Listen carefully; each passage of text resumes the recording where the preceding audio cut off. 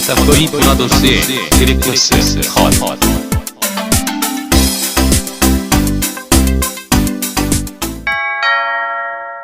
경고. 스포일러가 싫으신 분들은 청취를 피해주시거나 영화를 관람하신 뒤 들어주시길 바랍니다.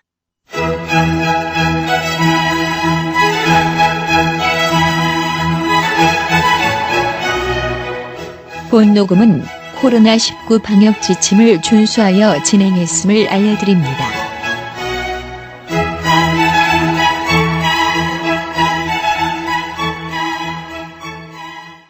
껐다꺼이 디렉터스 컷 158회 지금부터 시작하겠습니다. 사실상 2회 아닙니까? 뭐가요? 이름 바꾸고? 다시 태어나긴 했는데 네. 하지만 뭐 대단히 바뀐 건 없어가지고 지금 나가는 건 디렉터스 컷 몇 회는 똑같기 때문에 네네네. 그렇습니다. 제가 이름을 조금 줄였어요. 제가 그 팟빵 교육을 듣고 왔는데 안녕하십니까, 영화를 사랑하는 남자 이 감독입니다. 우선은 팟빵 교육 듣고 왔는데 제목이 좀 직관적으로 해야 되고 너무 길지 않게 이렇게 해가지고 껐다꺼이 디렉터스 컷, 약간 영화 정체성만 갖고 뭐 전이랑 크게 다 바뀌진 않습니다. 제목이 좀 짧아졌다라는 말씀을 드리면서 오늘도 신명나게 시작을 해보겠습니다. 얼쑤! 제가 이전까지 그 게스트 방송을 계속 하다 보니까 어떤 방송의 정체성이나 이런 것들이 조금 과도기를 거치면서 좀 혼란스러운 게 있었는데 오늘은 예전 스타일대로 다시 가보도록 하겠습니다. 논란. 자, 혼란 소리 한 분부터 자기소개와 근황 토크 시작하도록 하겠습니다. 안 감독님 자기소개 부탁드릴게요. 안녕하세요. 안녕하세요. 안 감독님 다람쥐! 반갑습니다! 반갑습니다. 다람쥐 성이죠. 네. 오랜만에 다람쥐 찾으셨어요. 아니요, 정말 찾았어요. 삐약삐약. 예, 좋습니다. 예? 어떻게 예. 지내셨나요? 최근에 수면 제가 장애가 있지 않습니까? 그래서 네. 2시간마다 깨는 게 있는데 요거에 대해서 진단을 좀 받고 정신과적 문제가 좀 있는 것이 아닌가라는 진단을 받고 혼자서 이제 수면을 어떻게 하는지를 체크해 보려고 핸드폰 화면을 캡처하기 시작했습니다. 한 5일 정도 캡처를 했는데 이게 뭐냐면은 몇 시에 잠들었는지를 체크할 수가 없잖아요. 내가 잠이 드는데 체크를 안 되니까 깨서 시간을 체크하고 유추해 보는 거죠. 그래가지고 짤을 하나 만들어서 뭐 인스타에 올렸습니다. 그래서 제가 2시간마다 깨니까 예를 들어서 뭐 6시 28분에 깼어요. 캡처가 떴으면 4시 반 정도에 잤구나. 뭐 이런 식으로 해가지고. 근데 5일 동안은 18시간 잤더라고요. 예, 그래가지고 많이 안 자고 있구나 라는 결론을 얻게 됐습니다. 여기까지입니다. 그렇군요. 네. 되게 피곤하겠네요. 깊은 잠을 램 수면을 왜 못 하겠네. 그렇죠. 오늘 저희가 다루는 영화 제목도 램이 들어가는데. 램입니다. 맞습니다. 하여튼 그랬어요. 네. 많이 피곤하시겠다라는 생각을 해보면서 피곤한 스타일이라는 말을 많이 듣죠. 맞습니다. 피곤 ST. 네. 좋습니다. 옆에 계신 루카스님 자기소개 및 근황 토크 부탁드릴게요. 안녕하세요, 루카스입니다. 반갑습니다. 저는 특별한 근황은 없는데 네. 저도 사실 지금 수면장애 수면장애가 있어서 네, 꽤 됐어요. 그래서 깐거 아이가. 저기 우선 침대를 분리하세요. 한 침대에서 주무시지 마시고. 서로 분리해요. 이게 참 요즘에 현대인들 대상으로 수면장애를 이렇게 하는 뭐 영양제나 이런 것도 따로 나오더라고요. 맞아요. 현대인들이 많이 수면장애 개선 겪는 것 같고 저는 그래서 지금은 그거 하고 있거든요. 유튜브에 보면은 이제 뭐 잠드는 어떤 ASMR? ASMR이나 백색소음? 아니면은 백색소음 뭐 이런 것들 이제 한 번씩 해보고 있는데 가끔 그 소리 때문에 이상한 꿈을 꿔서 깨는 경우가 있어가지고 베개 추천해요. 베개. 수면 베개? 그러니까 마약 베개. 수면 메이커긴 한데 뭐 베개라든가 이게 팔아요. 그래서 그다음에 무슨 곡식이 들어가 있는 그래서 여러 가지 많이 있다. 뭐 무슨 향 편백 조에서 뭐 이런 거 있더라고요. 피톤치드. 네. 저는 잠이 안 오면 저희 방송을 틀습니다. 얼씨구. 조회수를 하나라도 늘리기 위해서 틀고 잠이 안 오죠. 물론 너무 재밌으니까. 덕분에 우리 무책임한 사람이 됐네요. 아니 딴 거 들을 시간에 그걸 들으셔야지.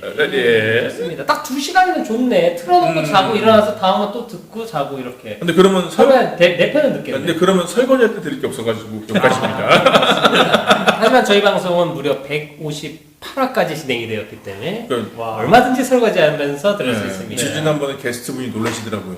네. 왜 이렇게 오래 하냐? 입장을 왜 이렇게 오래 하는 거야? 뭐야? 이게 뭐 하는 거야? 네, 여기까지. 좋습니다.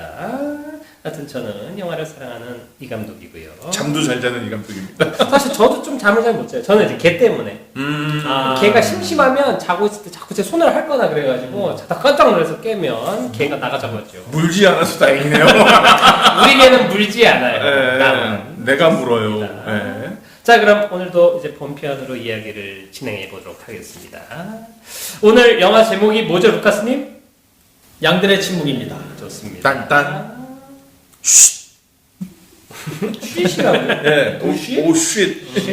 양이거든요. 오쉿. 그렇군요. 좋습니다. 1991년작 영화 양들의 침묵을 다루겠습니다. 아니, 너무 오래된 영화를 굳이 왜 다루냐라고 얘기할지도 모르는데 사실 오늘 다루는 이유가 있어요.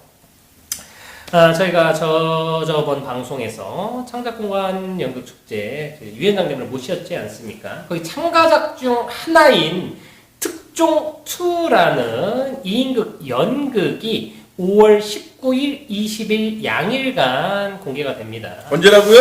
5월 19일, 20일입니다. 네. 장소는 삼각산 시민청 활짝 라운지에서 공연이 펼쳐지고 그래서 오늘 관계자를 또 여기 모셨어요. 그리고 그 공연과 이제 양들의 침묵과 좀 어떤 접점이 있기 때문에 좋은 영화도 한 편 소개시켜드리고 공연도 언급을 하려고 이렇게 소개를 하려고 합니다. 자, 오늘 게스트는 들어오세요. 특종2의 작 연출 음악 감독을 맡아 하신 서상환 감독님입니다. 반갑습니다. 안녕하세요. 서상환입니다. 반갑습니다. 람지. 모를 것 같지? 다 알겠지요. 자, 반갑습니다. 반갑습니다. 람지. 공연 준비는 잘 되시고 있나요? 네, 열심히 하고 있고요. 좋은 멤버들과 아주 굉장히 잘 만들고 있습니다. 보러 오세요. 좋습니다. 그래서 오늘 특종2랑 양들의 침묵 잘 엮어서 진행을 해볼 생각이고요. 이따가 자꾸 그 서상환 감독님이 나올 거예요. 그렇게 하시면 되고, 자, 그럼 오늘 앙팡피님이 또 빈자리이기 때문에 그걸 루카스님이 대체하도록 하겠습니다. 코너 소개 부탁드릴게요.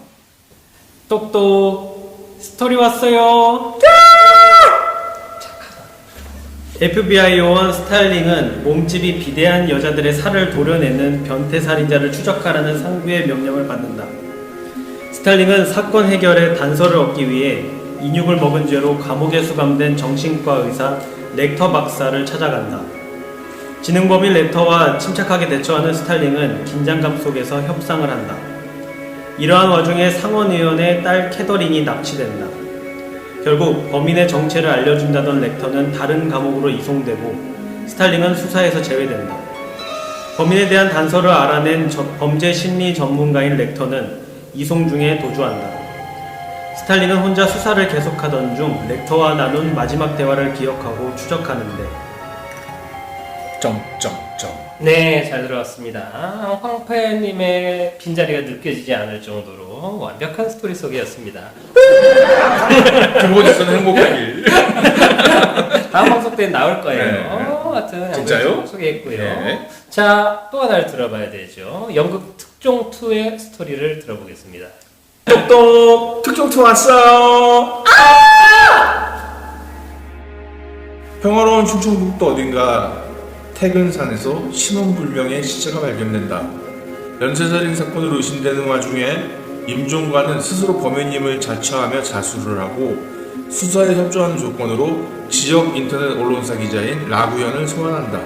진실을 외면한 채 살아왔던 라구현과 진실을 교묘히 이용하는 임종관, 둘은 진실을 향한 공방을 시작하는데 네, 잘 들었습니다. 아마 청취자 여러분들 좀 헷갈릴 거예요. 양들의 침묵 얘기도 하고 연극 특종2 얘기도 하니까 알아서 잘 들어주시기 바라고요. 있네요. 좋습니다. 그럼 이제 한 줄 평을 먼저 들어볼까요? 오늘은 제가 그냥 먼저 하겠습니다. 양들의 침묵에 대한 한 줄 평입니다. 특종은 아직 공개 안 됐어요. 양들의 침묵 한 줄 평. 명불허전. 예, 굵고 짧게 가도록 하겠습니다. 김수환. 명불허전. 요즘 젊은 어린 친구들은 한자 싫어한다고 하더라고요. 아, 그래요? 자, 안 감독님 한 줄 평. 그럴만했네. 입니다. 점점 나네. 저번도 처음부터 네. 막 던지고 의미부여한 것 같다. 아니에요. 사실 이런 거의 시작은 이종 보통이었던 것 같고 무슨 덱이야? 뭐 이런 하여튼 궁금합니다. 그럴만했네. 네. 궁금합니다. 네. 연쇄살인범 얘기인데 좋습니다. 그리고 우리 루카스님 한 줄평. 잊혀지지 않는 한니발의 눈. 한니발. 좋아요. 왜 그렇게 했어요? 일단은 그 영화가 끝난 다음까지도 그 한니발 렉터에 대한 두려움이 계속 남아 있더라고요. 영화의 장면이 그렇게 등장하는 장면이 많지 않음에도 불구하고 그 한니발 렉터의 힘을 온전히 다 보여준 영화라고 생각을 합니다. 맞습니다. 너무 무서워서 애착 인형 안고 자셨다. 토끼인형. 이 영화 재밌다. 엄마랑 자야지. 뭐 이렇게. 장애의 원인. 수면장애는 양들의 침묵이다. 네. 좋네요. 진짜 배우가 사실 91년 영화니까 CG도 없고 이거 사실 배우가 그냥 연기력으로 커버하는 거잖아요. 뭐 음악 이런 거 도움은 받겠지만 대단한 희대의 캐릭터고 역대 어떤 배우가 연기한 캐릭터들 소개할 때 항상 빠질 수 없는 캐릭터인 것 같아요. 근데 분장 이런 거 없어. 그냥 이런 거 하나로. 그리고 한니발이라는 캐릭터가 아니라 그냥 안소니 호킨스로 기억이 돼 버리니까 대단한 그렇죠. 것 같아요. 네. 심지어 나중에 미드에서 매즈 미켈슨이 연기하고 막 했는데도 전혀 안 돼요. 네. 안소니 호킨스가 구축한 건 그렇죠. 지금도 그냥 좋은 역할을 해도 무서워 얘는. 실제 무서운 역할 많이 했습니다. 네. 좋습니다. 안 감독님 그럴 만했네. 무슨 뜻이지요? 그러니까 이게 차후 나중에 시리즈가 나왔잖아요. 네, 많이 물론 나왔죠. 이게 전작도 있고 이게 신작품도 있고. 일반 영화처럼 우리 시리즈를 만들 거야라는 개념보다는 계속 이 소재를 해서 영화가 되게 많이 나왔는데 드라마 나왔고. 울고먹기. 근데 저는 이 영화를 이번에 처음 봤거든요. 근데 보고 나서 느낀 게 그거였어요. 그럴만 이게 나올만 했네. 왜냐면은 이 한 편 가지고는 이 안에 있는 스탈링이나 한니발에 대한 서사가 다 설명이 안 돼요. 계속 맞습니다. 아쉬워요. 그러니까 그래서 시리즈가 계속 그럴만했네라는 생각이 들더라고요. 뭐 사실 또 이게 원작은 이제 토마스 해리스 소설이 원작이고 네. 소설 자체도 몇 권짜리가 있기 때문에 원래 레드 드래곤이랑 양들의 침묵이라는 게 있었고 나중에 한니발이라고 해가지고 인기 때문에 또 나왔었고 약간 비슷한 케이스로는 밀레니엄 시리즈가 조금 요거랑 비슷해요. 그래서 원작 소설 자체가 베스트셀러고 그 다루는 소재나 이런 게 영화화하기 참 좋은 거기 때문에 나중에 두고두고 영화로 회자되는 그런 느낌이 있어가지고. 그리고 제가 사랑했던 조디 포스터 누나가 너무 좋았어요. 너무 아름다웠어요. 간만에 리즈 시절의 모습. 그러니까요. 너무 좋았어요. 뭐 되게 뭐라고 해야 되나 그 외모의 아름다움 그런 거 있는데 목소리나 이건 되게 보이시해요 또. 그쵸. 이게 저는 이거 KBS에서 옛날에 명학적인 걸 먼저 본 것 같은데 토이명화나 이런 걸 먼저 본 것 같은데 더빙된 이미지하고 좀 많이 달라서 조금 놀라기도 했어요. 약간 엑스파일 더빙된 거 보고 이제 목소리 너무 잘 어울리는데 네. 실제 목소리 들으면은 오히려 깨거든요. 그런 것처럼. 조디 포스터님도 좋았고. 최고예요. 맞습니다. 뭐 저는 명불허전이라고 얘기한 건 이게 그러니까 이런 류의 어떤 살인이나 이런 걸 다룬 미스테리 스릴러물에 거의 이게 오리진이라고 생각을 하고 제가 보기에는 양들의 침묵보다 더 잘 만든 영화 몇 편 꼽아라고 하면 사실 저는 한두 편 꼽기 힘들다라고 생각을 하고 우리가 익히 알고 있는 뭐 살인의 추억 나중에 나온 조디악이나 요즘 뭐 마인드헌터 같은 드라마든 일본에도 많이 있었던 이런 장르의 모든 영화들의 기원이 된 작품이고 사실은 이걸 뛰어넘은 작품도 많지 않다라는 생각을 다시 한번 느끼게 됐다. 그래서 명불허전이라고 얘기를 했습니다. 이름이 괜히 전해지는 게 아니다. 그렇죠. 그럴만했네랑 비슷하네요. 그럴만했네. 비슷하네 얘기해보니까. 네. 아무튼 그럼 오늘도 이제 전설의 교양을 들어가 보도록 하겠습니다. 전설의 교양.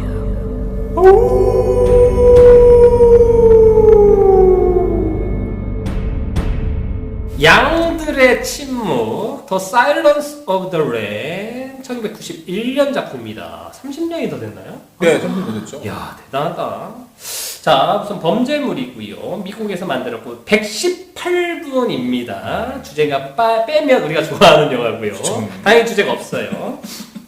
개봉은 한국에서도 1991년 6월 15일에 했네요. 개봉 당시에 엄청나게 막 이슈화가 됐었고 잔인한 장면들 같은 것들이 막 메인 그 홍보물 포스터 같은데 전시가 많이 돼 있었던 기억이 나요. 근데 본편에서 많이 편집이 돼 있었고. 그러니까 제목이 주는 약간 미스테리함도 되게 좋았어요. 예, 되게 양들이 지금 무슨 무슨 내용이야? 뜻이야? 근데 그 길거리 가면은 그때 전단지를 포스터 붙여놨잖아요. 맞아요. 네. 보면은 되게 막 잔인한 영화 같고 막 충격적인 그런 이미지들이 강렬해가지고 되게 그러니까 못 보러 가는 미성년자들이 더 보고 싶게 만드는 그런 느낌을 조금 자극하는 그런 영화였어요. 그리고 포스터는 그 나방은 아니었나요? 아, 나방도 있었어. 그것도 나방도 있고 있고. 그 리플렉 같은 거 보면 그 교도관 매달려 있고 이런 이미지들을 본격적으로 그냥 후보로 썼었던 기억이 납니다. 하고 FBI물에 대해서도 거의 시초라고 알면 되고요. 감독을 얘기를 해야 됩니다. 조나단 드미 감독이고요. 제가 되게 좋아하는 감독이세요. 1944년생입니다. 2월 22일생. 빠른이네요. 손진호네요. 예. 좋습니다. 근데 2017년 4월 26일에 돌아가셨어요. 사실 그래가지고 뭐 저번 달에 그 기이었었기 때문에 그 조나단 드미 감독에 대해서 좀 회고하거나 이런 이야기가 있어가지고 이번에 좀 그 영화를 고르는 데도 한몫을 했습니다. 데뷔는 1974년에 영화 여자 수용소라는 영화를 만들었어요. 그리고 로저 코먼이라는 B급 영화 감독하고 친해가지고 영화들을 계속 이렇게 알콩달콩 만들다가 사실 몇 편의 영화를 만들었는데 그렇게 대단히 주목은 못 받다가 1980년도에 멜빈과 하워드라는 영화로 좀 주목받고 결국에는 1991년 양들의 침묵을 찍고 나서 이 영화 한 편으로 엄청난 대박을 썼습니다. 이게 하여튼 제작비의 몇십 배 이상의 이제 수익을 올렸고 영화 자체도 그때 나무주연상, 여우주연상, 각색상, 각본상, 작품상, 연출상인가? 하여튼 뭐 이렇게 막 쭉 탔는데 이게 그랜드 슬램이라고 부르거든요. 정확히 말하면 작품, 감독, 각본, 나무, 여우주연상까지. 사실 우리나라의 기생충이 다 탔어요. 다 탔는데 연기상만 못 탔죠. 이건 뭐 언어적인 한계 때문에 그런데 사실 그만큼 대단한 주요상을 다 탔습니다. 그리고 그 그랜드 슬램을 그 얻은 영화 중에 유일한 호러 장르 영화. 아직까지. 그만큼 대단한 영화였고 그 다음에도 필라델피아라는 영화 연출해가지고 덴젤 워싱턴이 아카데미 수상을 하게 만들어 주었어요. 아, 필라델피아도. 예, 이 감독입니다. 그리고 뭐 대식뉴드는 제작을 했었고 예. 몇몇 영화를 제작하다가 2003년에 찰리의 진실이라는 영화를 네. 찍으면서 이제 박중훈이라는 한국의 제일 잘 나가는 배우를 캐스팅하면서 되게 이슈가 됐었는데 이 영화가 두고두고 회자가 됩니다. 못 만든 영화로. 그리고 감독의 필모나 이런 거에서도 엄청난 타격을 주는 영화가 되어버렸어요. 근데 그 당시에 우리나라 연예가 중계에서 엄청나게 다뤘었어요. 한국 최초의 맞아요. 헐리우드 이슈라가지고. 사실 그때는 뭐 한국 영화 시장도 그렇고 그쵸. 진짜 막 쾌거였고 사실 박중원 씨도 인정사정 볼 것 없다도 그렇고 한국에서 제일 사랑받는 배우였었기 때문에 네. 하지만 이 영화 하나로 감독도 휘청 배우는 잘 모르겠네요. 하여튼 그런 기억이 있었고 그 다음에도 몇몇 영화를 찍다가 계속 영화를 찍었어요. 근데 이슈는 안 되다가 2009년에 좀 적은 예산으로 만들었던 레이첼 결혼하다라는 영화에서 앤 해더웨이가 나옵니다.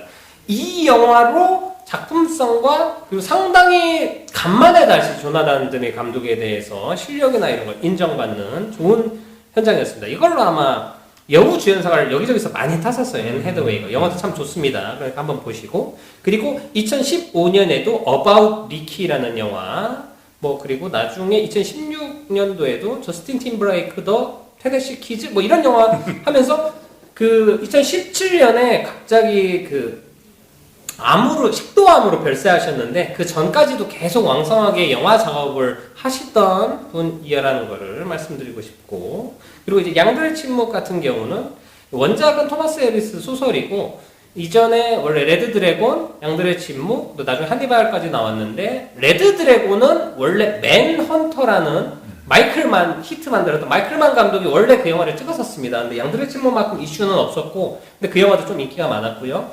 나중에 레드 드래곤은 또 영화로 제작이 됐고 한니발하고 한니발 라이징이라고 해가지고 렉터의 전사를 다룬 영화 그리고 나중에 드라마 시리즈 한니발까지 해가지고 양들의 침묵과 관련된 소재인 영화 드라마들이 꾸준히 만들어지고 있었다라는 얘기를 하면서 전설의 교양은 여기서 마치도록 하겠습니다. 근데 이 감독님은 약간 저예산 영화를 잘 찍으시는 분인 것 같다는 생각이 잠깐 들었던 게 뭐냐면은 맞아요. 사실 양들의 침묵도 보면은 그다지 제작비가 많이 들어갈 만한 환경은 아니었던 것 같아요. 1,900만 달러래요. 네. 그리고 네. 1,900만 달러고 제작비는 1,900만 달러 들였고 수익이 2억 7천만 달러를 수익 얻어가지고 아주 그러니까 그 작품 상도 많이 타고 흥행 면에서도 진짜 엄청나게 많이 흥행을 한 그러니까 이러기가 정말 힘들거든요. 두 마리 토끼를 다 잡은 훌륭한 영화였었다. 그리고 영화사에 안소니 호킨스의 인생 캐릭터를 남겨준 그런 영화였지요. 표정만으로도 무서움을 연기하신. 그래서 더 파더를 봤을 때도 무서웠습니다. 전 무서웠어요. 네. 약간 그 어떤 알츠하이머에 대해서 얘기했는데 저분이 무슨 짓을 저지를까? 완전 고기를 굽고 있을 것 같아요. 너무 무서워. 와, 양들침묵 오프닝의 그 초반에 첫 등장 씬에서 조디 포스터하고 만나는 씬에서 그 압도감이 와 진짜 어마어마합니다. 현장에서도 촬영할 때도 안소니 호킨스의 그 어떤 그 아우라랑 카리스마 때문에 다른 그 스태프들이나 이 사람들도 되게 좀 부담스러웠대요. 되게 그 카리스마가 엄청나가지고. 메소드군요. 네네네. 그럴 수도 있지요. 네. 멋진 분입니다. 영화에 대해서 그러면 이런저런 이야기를 나누는 시간을 좀 가져보겠습니다. 프리톡! 딴딴! 좋습니다. 영화에 좋았던 점, 싫었던 점, 이상했던 점 이야기 나눠볼게요. 이 영화를 보다가 네. 혼자서 또 이게 어린이 관련된 뭐가 떠올라가지고 네? 어린이 관련된 뭐가 떠올랐던 게 뭐냐면은 네. 그러니까 거기서 이 영화 자체에서 실제적으로 구체적으로 여성을 납치하는 장면 나오잖아요. 소파 옮기면서. 근데 그 장면이 그러니까 어린이 유괴 예방하는 콘텐츠가 있어요. 거기서 뭘 얘기하냐면은 아이들한테 기본적으로 선함이라는 게 있대요. 그래서 누군가가 어린이 한 명을 유괴하는데 보통 평균 시간이 얼마나 걸릴 것 같으세요? 납치 말고 유괴. 30분? 저도 그렇게 오래 걸릴 것 같지는 않은데. 그러니까 얼마 안 20분, 30분? 그렇죠. 네. 한 18초 걸린대요. 18초? 네. 뭐냐면은 그걸 보여주는데 이거예요. 어떤 사람이 목발을 짚고 다리 기부스를 한 상태에서 차 옆에서 애를 불러요. 그 다음에 아저씨가 이 안에 강아지가 한 마리 있는데 꺼내야 되는데 다리가 아파가지고 꺼내줄 수 있니? 그러면은 얘가 차로 문을 열면 바로 유괴해요. 근데 뭐냐면은 여기서 그 여자가 도와주잖아요. 도와주다 변을 당하는데 아이들은 기본적으로 그렇다는 거예요. 선함에 대한 의지가 있기 때문에 도와주지 못함에 대해서 거부를 못한대요. 그 심리를 들어서 유괴를 하는 건데 유괴가 7가지 패턴이 있어요. 근데 거기서 그 유명하신 유명한 유괴 연구하신 분이 계시는데 그분이 알려주신 솔루션이 뭐냐면은 어른은 아이에게 부탁을 하지 않는다. 고로 부탁을 한다면은 부탁을 한다면은 어떻게 해야 되냐? 도와줘야 되잖아. 그러면 네가 도와주지 말고 다른 어른을 불러라. 그럼 네가 다른 어른이 없다면은 안 도와줘도 된다. 그러니까 뭐냐면 이게 유괴 예방 교육이에요. 근데 이 영화를 보면서 그 장면에서 왜 네가 도와줘? 누굴 부르지? 그러니까 뭐냐면은 40대 건장한 남자가 나에게 도움을 요청한다면은 내가 40대 건장한 남자를 찾아서 도와달라고 하면 되는 거예요. 그럼 아이들이 그게 부담을 덜어요. 네. 또 하나가 낯선 사람 쫓아가지 마라고 얘기를 하잖아요. 그러니까 유괴를 교육할 때 100명의 아이를 데리고 너 낯선 사람 쫓아가지 마라고 말로 하잖아요. 그럼 100명이 다 따라간대요. 근데 딱 그런 생위를 보여줘요. 영상이나 뭐 연극으로. 그러면 50명이 쫓아간대요. 근데 얘를 이 상황을 겪게 만들면은 100% 안 따라간다는 거예요. 그래서 그분이 그 연구와 방식이 실제 애들을 그 상황에 넣고 체험을 시켜요. 그러니까 유괴가 줄어드는 거예요. 이분이 굉장히 유명하신 분인데 우리나라가 강의도 그랬는데 이 영화를 보면서 저는 갑자기 유괴에 대한 사고에 대한 솔루션을 이렇게 가르쳐주면 좋겠다 그 생각이 좀 들더라고요. 애들한테 그래서 이걸 보여주자는 얘기인가요? 그 잔인한 장면 빼고 이런 경우엔 안 돼요. 저기 입에 입마개 한 사람 조심해. 전부 다 마스크 하고 있는데. 야 진짜 험한 세상이네. 이렇게 키 작고 그 한시성을 가진 사람을 조심해. 아무튼, 야, 근데 사실 이거 거기서도 그렇고, 그러니까 아이들 유괴나 이런 것도 그렇고 결국엔 선한 마음을 이용하는 거잖아요. 아, 그게 제일 짜증나는 이게 거예요. 제일 나쁜 거니까 나쁜 짓을 한 애를 데려가고 온 게 아니고 착한 애들이 더 확률이 높고 보이스피싱도 마찬가지예요. 당신 아들이 아프다 이런 얘기를 하면 그러니까 내 아픈 아들을 사랑하는 마음이나 이런 것들을 이용하는 거잖아요. 네. 그러니까 진짜 비겁한 놈들. 여기에서도 뭐 91년도니까 더욱더 이런 범죄나 이런 거에 대해서 좀 덜 둔감한 시기였겠죠. 정부나 그런 게. 도와달라고 해가지고 도와준 사람을 납치해서 해코지 한다는 게 진짜 그래서 범죄에 대해서는 저는 좀 강력하게 좀 처형을 좀 해야 된다라는 쪽이 저는 항상 네.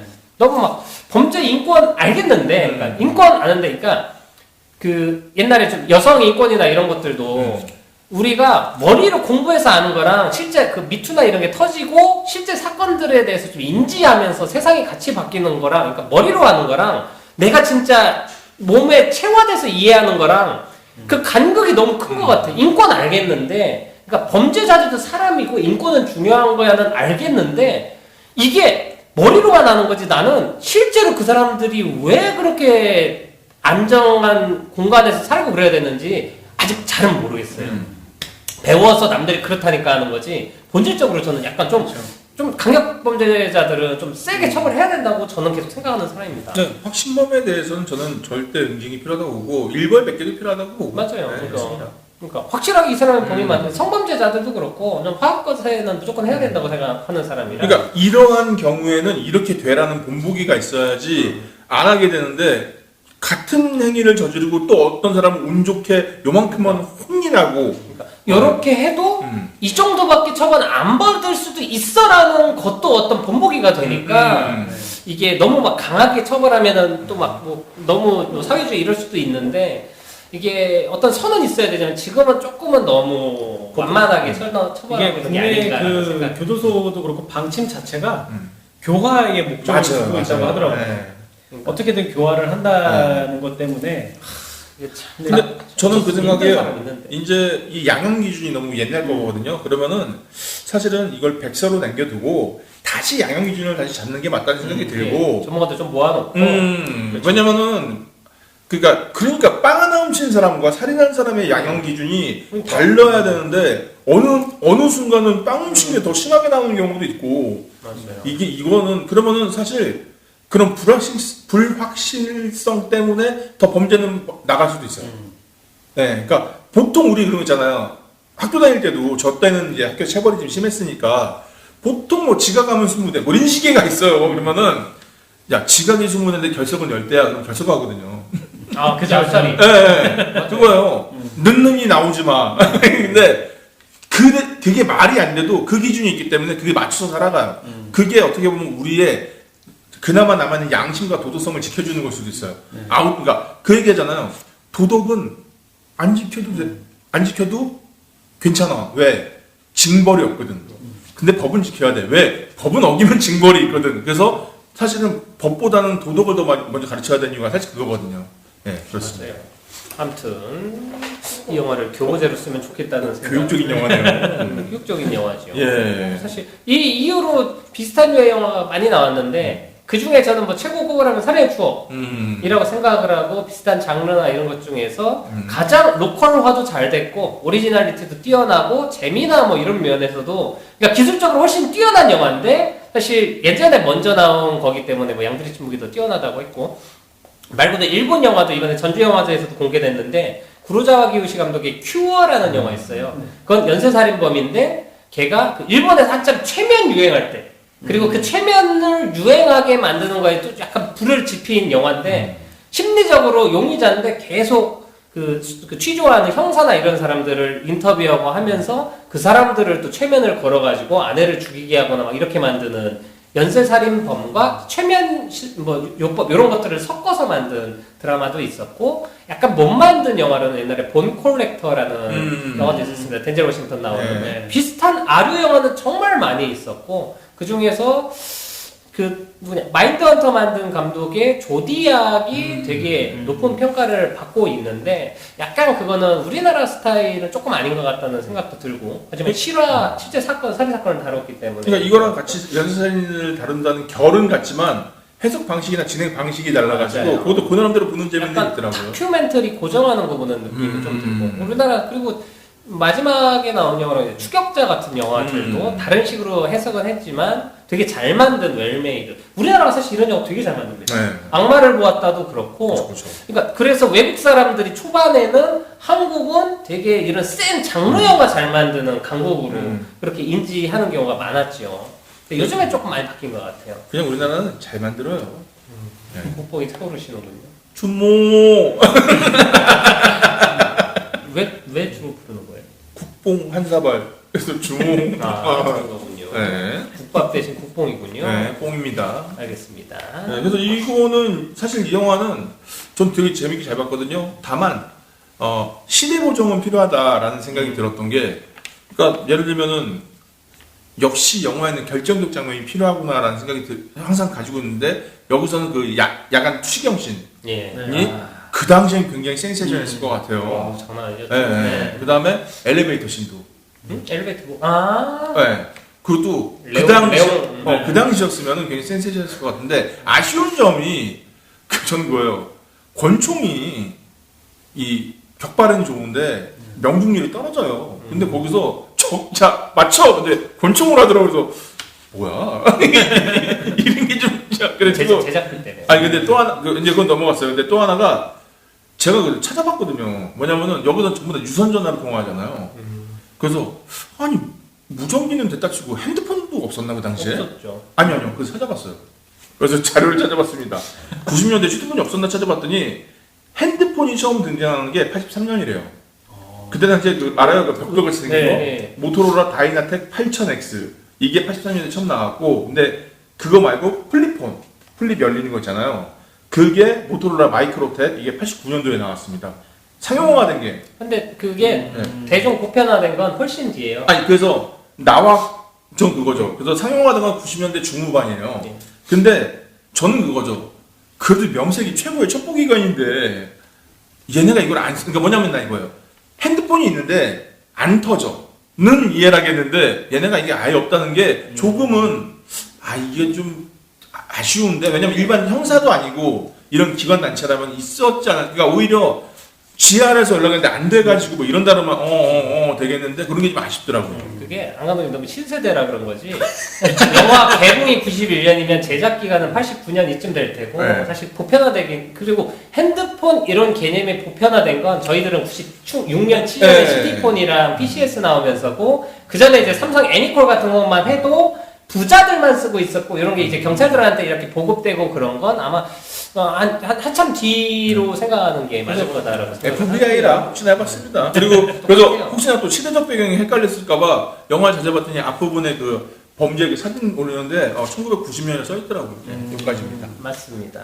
하여튼 사실 아쉬웠다. 그리고 그 어떤 장르물에서 긴장감들이나 이런 거 얘기할 때 핸드폰이 등장하면서 많은 공식들이 깨져서 사실 이거는 영화 만든 사람들한테 되게 독이에요. 그러니까 어디에 갇혀서 구해달라고 할 때도 핸드폰이 안 터지는 설정을 넣어야 되고 그러니까 산에서 막 누가 쫓아오고 있어도 본부 전화하면 다 끝나니까 이게 너무 만능치트키가 돼가지고 창작자들한테는 되게 독이 됐다라고 저는 생각을 하고 그래서 옛날에 만들기 참 좋았던 거죠. 그래서 한동안 시나리오 작업에서 그게 있었어요. 핸드폰 쓰지 말라고. 왜냐면 공간이 확 넘어가 버리니까 이게 그래, 글 풀어나갈 때 힘들게. 재미도 없어요. 이거 대화로 이걸로 끝나니까 뭔가 고민해가지고 뭔가를 돌파하지 않고 너무 쉽게 해결이 돼버리니까 그래서 이거를 오히려 거꾸로 전화 통화만 하는 영화도 있죠. 그래서 거꾸로. 그런 것도 있고 네, 그 영화도 있죠. 흑인 콜걸 얘기였나 여러 명 얘기해가지고 그 영화도 있었고 오히려 거꾸로 가는 경우도 많이 있어가지고 확실히 사람들이 참 영리합니다. 폰부스도 있고. 네. 아무튼 그런 영화였고요. 그래서 인상적인 건 이 영화에서 나중에 좀 오마주 된 거는 아까 야시경 씨는 나중에 그 데트니 빌레브 영화에서 시카리오에서 오마주로 쓰였고요. 그리고 그 한니발 렉터가 나중에 탈출할 때 그 시퀀스들은 레옹에서 제가 보기에는 약간 오마주가 된 것 같아요. 기시감이 조금 들더라고요. 저기 탈출하는 방법. 사실 그것도 약간 좀 아쉬웠던 게 왜냐면은 죽은 사람이 아니고 그러니까 쇼크 상태를 연기하잖아요. 그러면은 바이탈 사인이 달라질 텐데.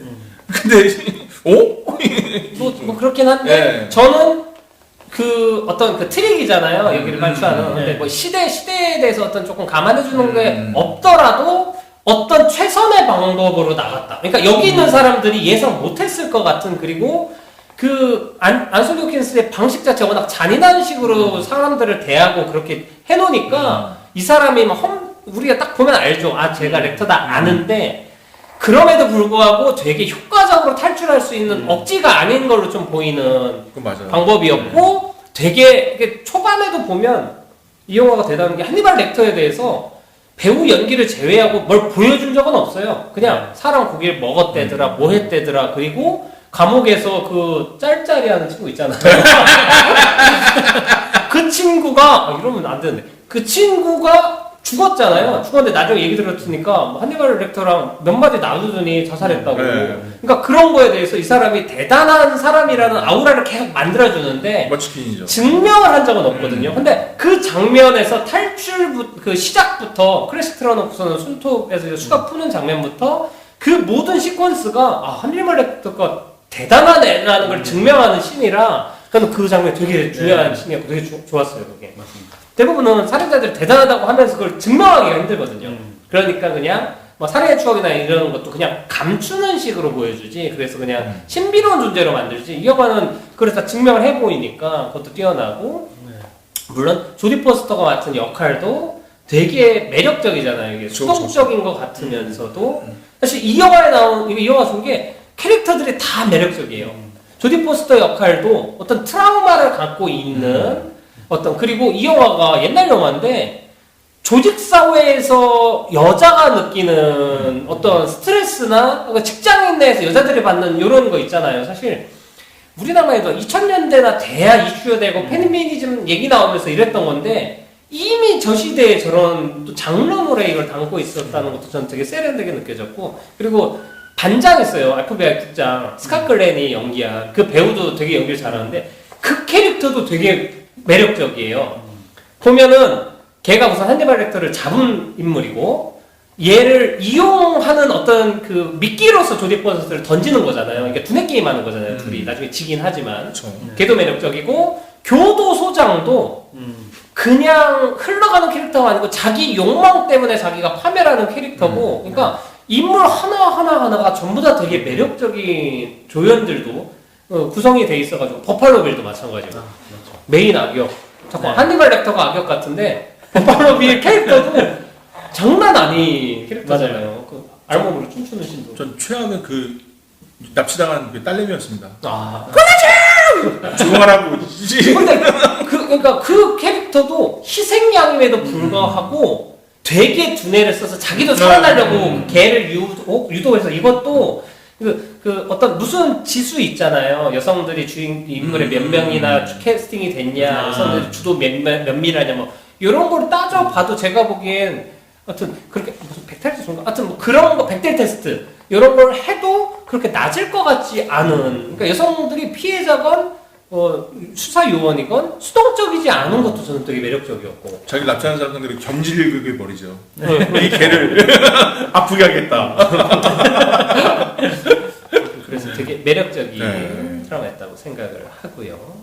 이와 또 이제 관련해가지고 오늘 게스트로 모신 네, 보세요. 우선은 그 서양 감독님은 영화 어떻게 보셨나요? 일단 이번에 처음 봤어요. 이번 처음 봤는데 생각보다 너무 재밌게 봤고 특히 그 탈출씬 그 가죽 쓰고 탈출씬은 사실 처음에 살짝 인지를 못했어요. 그러니까 나갔나? 이 생각 잠깐 하다가 그러니까 앰뷸런스에 들어가면서 했거든요. 뭐냐면은 진짜 잘 만들었다는 생각이 들더라고요. 진짜 제대로 좋아요. 그러니까 순수하네 이분. 은근히 그래요. 그래서 소주도 처음 아닙니다. 그래서 그게 좀 매력이 있더라고요. 그러니까 저 당시였으면 깜빡 속았겠는데 이 정도로 짜임새가 되게 좋았고 그다음에 그걸 또 발견해내는 재미가 있잖아요. 그러니까 혼자 봐도 내가 나보다 빨리 눈치챘겠지? 뭐 이런 생각이 들고 싶을 정도로 네, 되게 의미 있게 봤어요. 맞아요. 복선 같은 것도 되게 잘 씁니다. 네. 볼펜 사라진 거 이렇게 뒤지는 거나 핀셋 같은 거 그런 거 뭐 이렇게 조디 포스터 잠깐 이렇게 뭐 건네줬는데 뭐가 빠져 있거나 이런 것들이 나중에 다시 보면 그런 것들이 나중에 탈출할 때 쓰인다는 거죠. 네. 그리고 이제 서상 감독님 이번에 특종 2는 네. 용의자와 기자 간의 어떤 심리 이야기를 그거죠? 대화를 나누는 2인극인데 네. 어떻게 하다 이 텍스트를 쓰시게 된 거예요? 일단은 이거를 처음 쓰게 된 동기는 이게 제가 역시 SNS를 해야 돼요. 4년 전에 제가 쓰기 시작했더라고요, 이거를. 그래서 13일 정도의 일부를 탈고 했는데 사실은 지금 내용이랑 달라요. 네.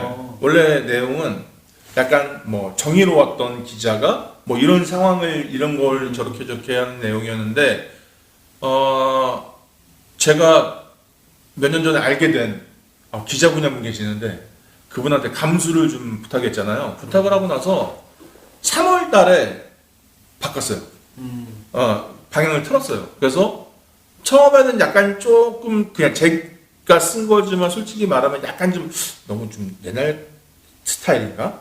생각이 들어가지고 좀 고민이 많았는데 3월 달을 계기로 해서 이걸 딱 뒤집으면서 조금 그런 제가 참 좋아하는 말인데 아는 지인분이 했던 말인데 사람이 어떻게 맨날 퍼즐만 풀고 살겠어요? 라는 말을 저는 되게 좋아해요. 뭐냐면은 그때 우리 OTT 얘기한 것처럼 좀 쉽게 볼 수 있는 것도 좀 있으면 좋지 않겠나. 근데 저는 거꾸로 이제 지금은 그래 이렇게 쉽게 볼 수 있는 게 있으면은 한번 생각하면서 볼 수 있는 거지. 그러니까 이 양들의 침묵을 보면서 추리를 하는 것처럼 좀 이렇게 한번 같이 한번 문제를 그러니까 퍼즐을 풀어보는 작품도 하나 있으면 좋겠다. 또 하나 저는 그런 작품들을 통해서 어떤 삶도 영위하고 싶고 이런 생각이 드니까 오픈런을 개념으로 해서 쓴 거거든요. 그래가지고 지금 그 작업을 3월 달부터 해가지고 이번에 5월에 그리고 6월에 이렇게 공연화 시키는 작업을 괜찮은 멤버들과 작업을 하고 있습니다. 예. 그래서 이 작품은 약간 심리 스릴러라고 저는 생각을 해도 좋으실 것 같아요. 그 작품 보다 보면 대부분 대사에 양들의 침묵 장면이나 대사가 인용된 게 있어요. 네. 어떤 연유로 그렇게 된 거죠? 일단은 제가 영화를 좋아하기도 하고 또 하나가 그런 작품을 보는 사람들한테 그러니까 뭐 연극 보는 사람이 영화를 안 보는 건 아닐 테고 근데 저는 자신의 문화적 수준에 대해서 한번 좀 선물을 주고 싶다는 생각이 들었어요. 그러니까 뭐냐면은 사실 그 장면은 아는 사람만 알아요. 그렇잖아요. 이 영화를 보지 않으면 몰라요. 근데 사실 우리가 그때 저기 마블 시리즈를 봐도 그렇지만 그런 오마주 되는 장면이 나오면 내가 알아봤을 때 그 기쁨이 있거든요. 그러니까 그 우주선 옆구리 뚫어가지고 뭐 빠져나가면 그거 저거 에일리언 뭐 이처럼 그런 장면들이 좀 있었으면 좋겠다는 생각이 들어가지고 그거는 좀 넣었습니다. 그리고 미안하지만 얍삽하게 그때 당시에 필요한 장면만 봐가지고 네, 죄송합니다. 스킵하면서 보셨어요. 네, 드미 감독님 죄송합니다. 보면서 뭔가 이렇게 반가운 어떤 오마주 개념이기도 하고 아는 사람들이 보는 소소한 재미를 안겨주는군요. 자, 또 궁금한 건 우선은 요 연극의 관전 포인트 어떤 지점이 있을까요? 요거랑 그 어떤 관객들이 좀 보러 와줬으면 좋겠는지. 일단은 스릴러를 좋아하시는 분들이 오셨으면 좋겠어요. 보셨으면 좋겠어요. 그리고 또 하나가 이 작품의 관건은 전 같이 퍼즐 푸는 재미라고 봐요. 그리고 제 나름의 준비하고 있는 반전의 맛도 분명히 있을 거라는 생각이 들어요. 그게 얼마나 임팩트 있게 다가올지는 개개인에 따라 다를 수 있겠지만 저는 사실 그거에 대한 큰 의미를 두고 있긴 하거든요. 그러니까 같이 아주 런타임도 아주 사실 2인극이기 때문에 런타임도 아직 길진 않거든요. 그러니까 한번 1시간 정도 우리 모여가지고 무슨 얘긴데 하고 이런 스토리 수수께끼를 풀어보는 재미도 있지 않을까라는 생각을 하고 있습니다. 네, 알겠습니다. 보는 분들은 그럼 어떤 분들이 좀 보시면 좋겠어요? 대상은 사실 추리물 좋아하는 사람들? 네? 추리물을 좋아하는 사람들? 그것도 분명히 있죠. 근데 저는 사실 나는 그래도 문화를 창유하는데 조금 상위권에 있는 사람 같아 라는 생각을 하시는 분들이 좀 보시면은 약간 좀 충족도가 좀 있지 않을까 싶은 생각이 드네요. 어떤 문화적 상이라는 건 뭐 클래식 듣고 그런 사람들 얘기하는 건가요? 아니면 우리가 요즘에 이제 뭐 비대면 시대도 하고 이렇게 했지만 저는 가끔 영화를 본다는 게 권력이 되는구나라는 생각이 들 때가 있어요. 왜냐면은 대화를 하다 보면은 영화를 좀 더 본 사람이라든가 연극을 좀 더 본 사람들이 대화의 주도를 찾아 나가거나 우리 얼마 전에 그 클럽하우스라는 것도 유행했잖아요. 네. 이런 말하고 소통하는 공간에서 이런 문화적 영화나 책이나 뭐 연극이나 뭐 음악이나 이런 걸 좀 더 많이 향유하는 사람들이 좀 더 그 공간이나 그 그룹을 리드해 나가더라고요. 물론 근데 이게 뭐 진실과 어떤 공부를 통해서 하시는 분들도 계시지만 이게 약간 SNS처럼 액세서리처럼 쓰시는 분도 계시거든요. 그러니까 뭐 예를 들어서 뭐 프로이트에 대해 얘기한다 그러면 프로이트의 몇 가지 키워드만 가지고 와가지고 그런 저기 스터디 그룹이나 그런 데서 되게 허세 부리는 분들이 계세요. 근데 저는 그것도 나쁘지 않다고 보거든요. 왜냐면 어쨌든 그런 진입 과정이니까. 근데 그런 거를 향유하고 있다고 자기가 스스로 생각하면은 그런 만족을 위해서도 볼 수 있을 것 같아요. 그러니까 자랑할 수 있잖아요. 야, 나는 봤다? 이런 거 있잖아요. 예전에 우리 전 의원님이 말하지 않습니까? 아는 만큼 보인다고. 그러니까 자신이 그런 것들에 대해서 나 영화 좀 아는데 예를 들어서 그러면 와가지고 그 장면을 봤다면 설명해 주는 거지. 야, 저거는 양들의 친구 오마주야. 뭐 이런 식으로. 좀 뭔가 문화나 이런 거 좀 많이 경험을 해본 분들이 와서 보면 좋을 것 같다라는 네. 얘기인 것 같고, 그럼 처음 보는 사람, 연극 태어나서 한 번도 안 본 사람들은 이것이 연극이다.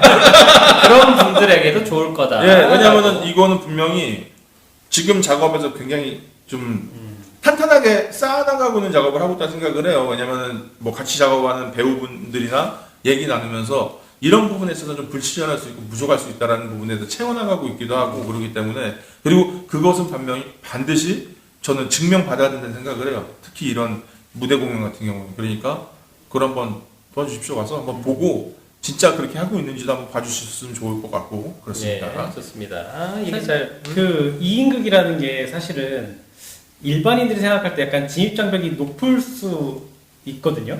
왜냐면 경험이 많지 등장인물이 않을 수 아무래도 있죠. 많이 없고, 그래서 어떤 부분들은 그게 좀 지루하게 느끼실 수도 있는데, 혹시 작품에서는 그런 것들을 조금 재밌게 볼 수 있는 어떤 포인트를 주신 부분들이 있나요? 예, 일단은 무대화에 굉장히 신경을 쓰고 있어요. 뭐냐면은 그냥 대사만 주고받고가 아니라 어떤 양식적인 부분이라든가, 그러니까 사실 두 사람이 떠드는 내용만 가지고 50분, 1시간을 듣는다는 건 지루할 수 있는 일이지만, 무대 같은 작업에서 활용하는 건 무대 공간에 대한 부분, 뭐 오브제라든가 이런 것들에서, 아니면 씬의 메이킹에 대해서라든가 충분히 그런 게 바리에이션이 들어가기 때문에, 또 하나가 사실 또 거꾸로 생각하면은 등장인물이 적기 때문에 인물 서사에 너무 집착하지 않아도 돼요. 그러니까 예를 들면은 라이브 싸움 같은 경우에 보면은 누가 범인이지 하면서 굉장히 정신이 없잖아요. 근데 여기서는 두 명이 등장하기 때문에 그거에 대해서는 그 또 하나 말씀드린 대로 그런 극적인 재미를 위해 또 뭔가 쌓아나가는 게 있기 때문에 그거를 딱 아주 맛 좋은 시시코너라고 될 수도 있겠다는 네. 거죠. 네.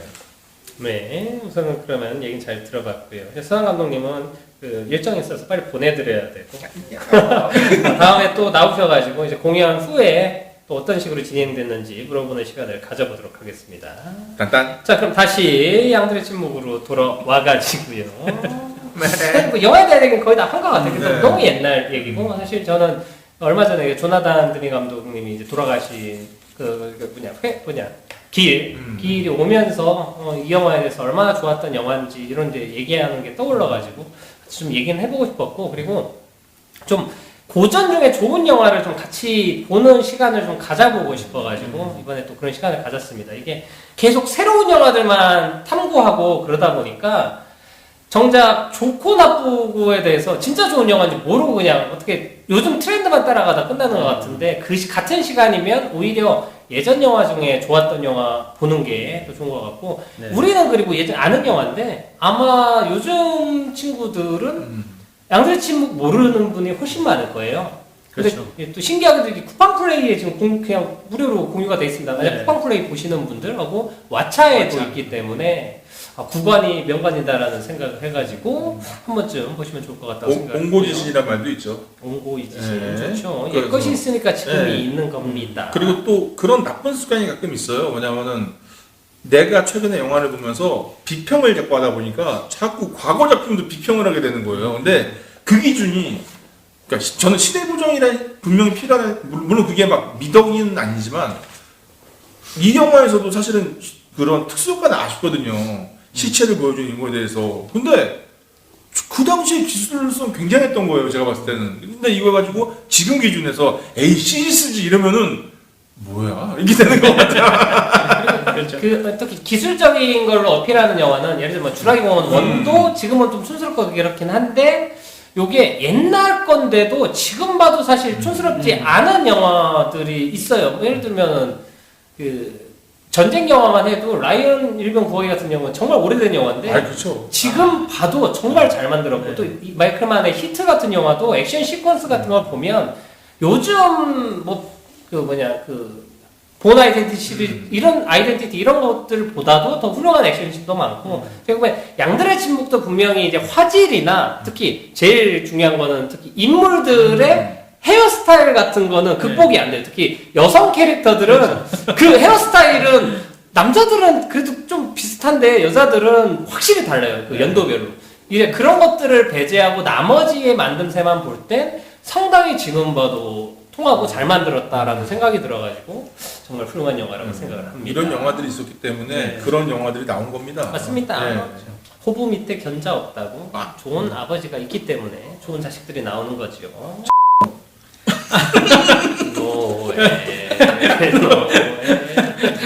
아무튼 자, 그러면은 DDR 한번 해볼까요? 좋습니다. 좀 깜짝 놀랐어요. 이거 영화 음악 감독님이 하워드 쇼어라고 이 감독님보다 2살 어려요. 46년생입니다. 한참 때죠. 네, 캐나다 출신 작곡하고 버클리 음대 출신이시고 1979년부터 시작하셨어요. 네, 그래서 양띠에 시작을 하셨네요. 양띠의 침묵인가요? 멋지네. 네, 그래서 2019년까지 활동하셨는데 그래서 이렇게 오래 활동했었더니 봤더니 이분이 반지의 제왕 음악 가셨고요. 아카데미 작곡상과 주제곡상 받으셨고 주제가상도 받으셨고 그다음에 마틴 스콜세지 감독이랑 한 그 에비에이터에서 골든글로브상 수상하셨고 데이비 크로넨버그 감독이랑 작업 많이 하셨어요. 비디오드럼 플라이, 엠버터플라이, 크래시, 스파이더 등 하셨고 대표작이 스포트라이트, 양들의 침묵, 세븐, 도그마, 사랑도 리콜이 되나요? 에널라이즈 데스뉴드, 에드우드, 레인, 킹콩, 미세스 다우파이어, 필라델피아 등등 그냥 거장이라는 표현이 딱 맞는 분이에요. 그러니까 이 영화도 30년이 지난 영화인데 음악을 들어보면 편곡이라든가 곡 구성 자체가 그냥 우리 존 윌리엄스인가요? 스타워즈 하신 그 급이세요. 그러니까 그냥 사실 그게 영화 음악이라는 게 그 배너를 기준으로 바뀌었거든요. 그러니까 배너를 기준으로 그 전에 음악을 만들던 방식과 뒤에 만드는 방식이 달라졌어요. 그리고 한스 짐머가 나오면서 형태가 바뀌었고 뭐 이런 거 있잖아요. 그리고 뭐 그 조한 조한슨 씨처럼 톤으로 조지는 음악들이 나오는 시대. 그러니까 뭐냐면 이 시대에서 그런 경랑에서 살아남은 되게 거장. 그러니까 이분들은 앞으로 영화음악계에서 거론될 분 그런 느낌이 드는 분이었습니다. 네, 여기까지. 그렇습니다. 그 필모그래피 중에 인상적인 건 세븐이 있네요. 네. 사실 세븐이 그 세븐 나오기 전까지는 그 양들의 침묵이 거의 그 독점적이고 완벽한 원앤올리였었는데 세븐이 나오고 나서 약간 그 아성에 도전하는 스타일리시한 것도 그렇고 데이비 핀처가 워낙 또 영화를 잘 만들었으니까 근데 접근법은 좀 다르지만 거의 그 전후로 거의 그 약간 맞대응할 수 있는 그 정도의 어깨 비빌 수 있는 정도의 영화가 세븐이었는데 음악 감독이 같다라는 걸 들으니까 거기에서 일부러 영감을 얻고 데려온 게 아닌가라는 생각도 들어버리네요. 게다가 46년생이시면 연배가 굉장히 많으신데 그 감각을 유지한다는 그것도 그렇고 근데 왕성하게 스포트라이트까지면 최근까지도 계속 얼마 전까지도 계속 왕성하게 활동을 해오셨다는 것도 놀랍고 그리고 계속 좋은 음악을 만드신다라는 것도 그러니까 그게 창작자 글을 쓰건 뭐라건 창작이라는 작업을 하는 사람이 감각을 유지한다는 거는 엄청난 노력이거든요. 그러니까 뭐냐면은 얼마 전에 봤던 것 중에 인상적인 게 그런 애드립 치는 거에 있어서 그러니까 그거는 관찰력이라는 거예요. 애드립을 정말 잘 치는 사람은 관찰력이 좋다는 거예요. 왜냐면 이 상황도 이해하고 사람도 이해하고 그래서 그 와중에 이걸 캐치해내서 줬을 때 굉장히 괜찮은 애드립이 나오는 것인데 그러니까 눈치 없는 사람들이 그냥 이거 웃기겠지 치는 거랑 전혀 다른 개념이라고 하는데 이런 분들이 그런 감각을 유지하기 위해서는 많은 것을 접하지 않았을까. 예를 들면 그런 거 있잖아요. 무슨 소설이 유명하대 요즘에 그러면은 그냥 저는 솔직히 책을 별로 안 좋아해서 안 보는 경우가 있는데 이런 분들 같은 경우는 그런 또 보게 될 것이고 영화 요즘에 뭐가 좋다 보고 음악 뭐 듣고 이런 식의 감각을 유지했기 때문에 전반적인 감각을 유지했기 때문에 내가 쓰고 싶은 감각을 쏴서 쓸 수 있지 않나 생각이 들긴 하네요. 예, 얘기 잘 들었습니다. 소속퀴즈. 재능이 있는 사람들은 네. 꾸준히 특히 음악 쪽이 그래요. 음악이랑 촬영은 어떤 슬럼프나 이런 거에 좀 덜 타는 쪽인 것 같아요. 그리고 한번 유명하고 인지된 음악 감독은 계속 좋은 작품을 계속. 그렇죠. 우리가 저번에 얘기했던 팀 버튼이랑 같이 작업하는 누구지? 한스 짐머 말고 데니 엘프만도 그렇고. 그러니까 그 음악 감독이랑 감독도 계속 같이 협업을 하고 대부분 그 좋은 영화에는 그 익숙한 음악 감독님이 항상 포진되어 있다라는 생각이 들면서. 또 그분 이름도 멋있지 않습니까? 엘프만? 예, 엘프 플러스 맨이에요. 요정인간. 왜 그렇게 지었지? 아무튼 가명인가? 좋습니다. 네. 아무튼 뭐 오늘도 뭐 이렇게 좀 얘기를 해봤고요. 뭐 마지막으로 또 하고 싶은 얘기들이 있나요? 네, 공연 보러 오십시오. 예, 네. 공연 소개 좀 해주시죠. 사랑 감독님 잠깐 와주세요. 똑똑. 공연 소개 좀 다시 한번 해주시죠. 네, 일단 이번에 참가하는 건 5월 19일과 20일 삼각산 시민청 활짝 라운지에서 공연을 하고 5월 19일부터 22일까지 이틀 동안 저녁 7시에 합니다. 말씀드린 대로 나의 문화적 어떤 레벨을 확인하러 오셔도 좋고 그냥 연극을 보러 오셔도 좋고 그냥 여기 아는 사람이 있어서 오셔도 좋으니까 일단 와서 한번 보시면은 제가 거짓말을 한 건지 우물에 독을 푼 건지